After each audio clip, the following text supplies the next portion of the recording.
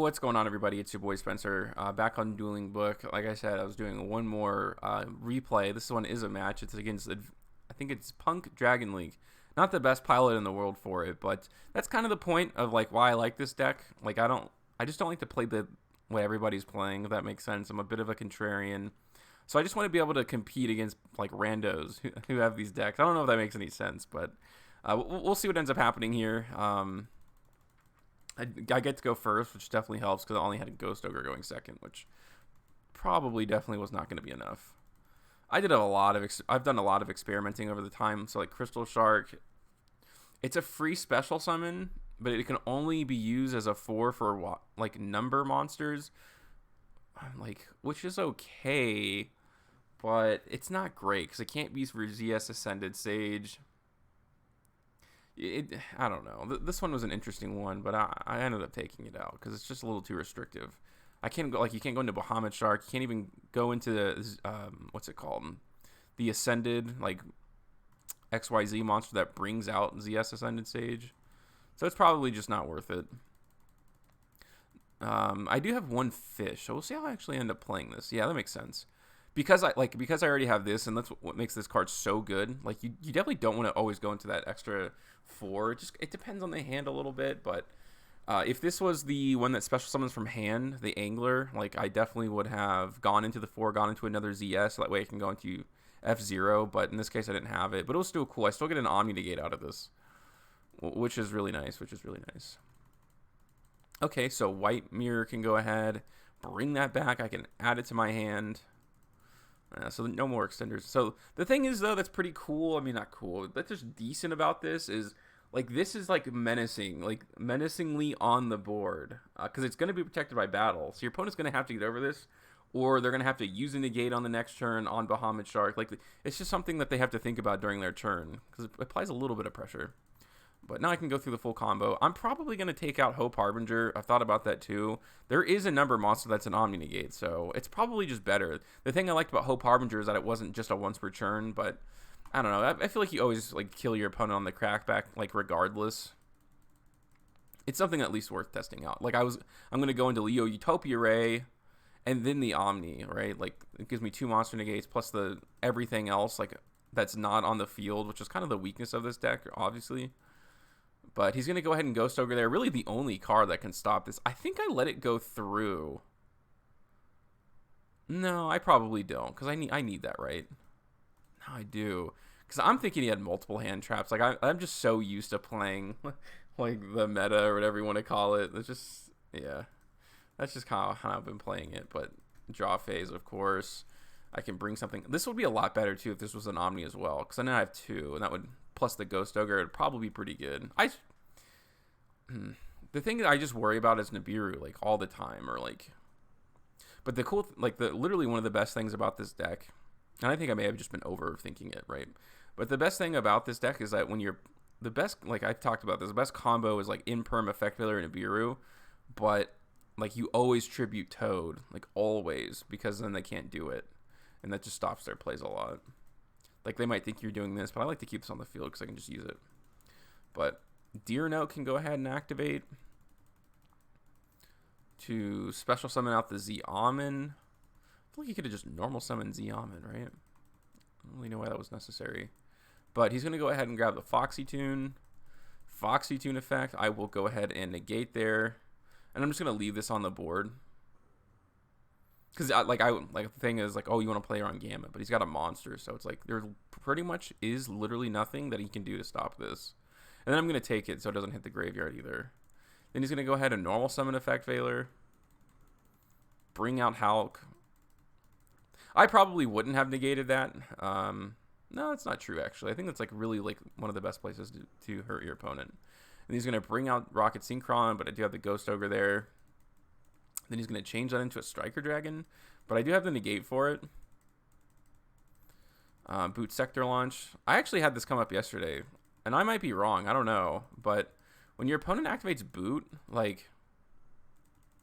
You don't have to... Like, this negates the spells and effects, like, while they're on the field, right?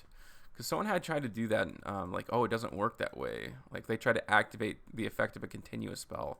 I'm pretty sure it does. It doesn't just negate spells. When a spell or effect is activated on the field, yeah. So like if he uses boot, I thought he was like bluffing, and then he tries to use it. I'm 99% sure I can do this. Ugh, like I was playing while I was talking about that. Absolutely just awful. But anyways, yeah, he's just gonna go ahead and admit defeat. He didn't really have anything. He couldn't use the effect of that. All right, interesting hand. Actually, pretty good because I can just normal summon this, special summon out, white mirror to bring back, and then I do have body in the graveyard plus Prada Prosperity, so I can do some pretty interesting stuff. So okay, starts out with Foxy Tune, probably discarding. Interesting. Nocto Vision.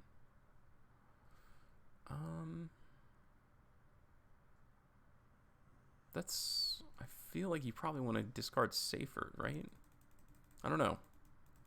Maybe as a way to get back to it. I'm not sure, but he's gonna go ahead and activate Xiamen, and I don't think his end board is the greatest thing in the world, but yeah, he already used Foxy, so he's gonna normal summon there, and then he's gonna go for Christian Holly Fibrax. That's fine. Deer Note effect.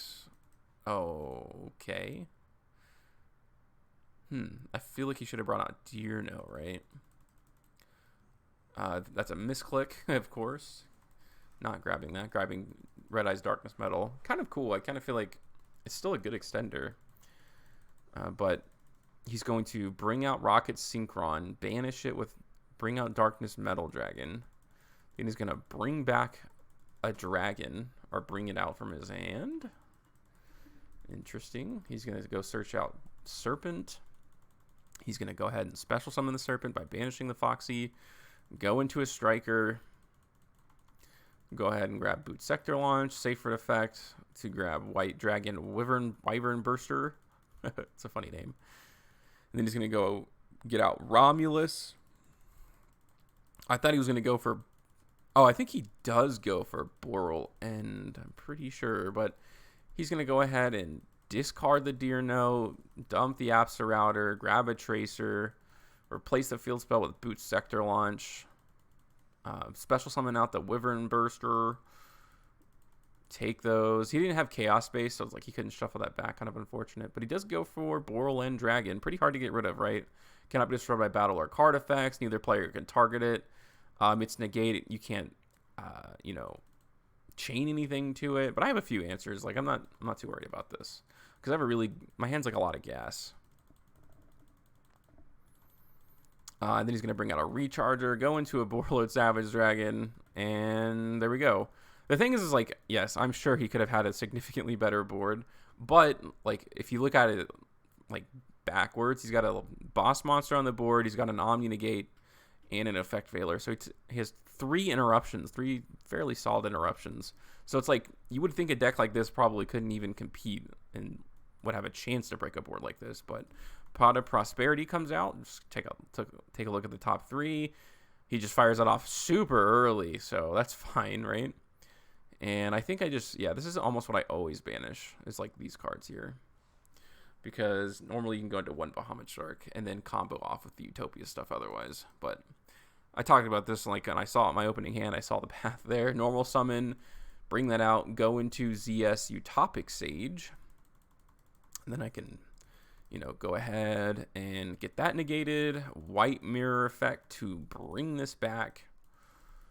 Go into a Silent Angler. Very neat. And then I can special summon out the other Silent Angler. Oh, maybe I should have... Okay, yeah, that was my problem.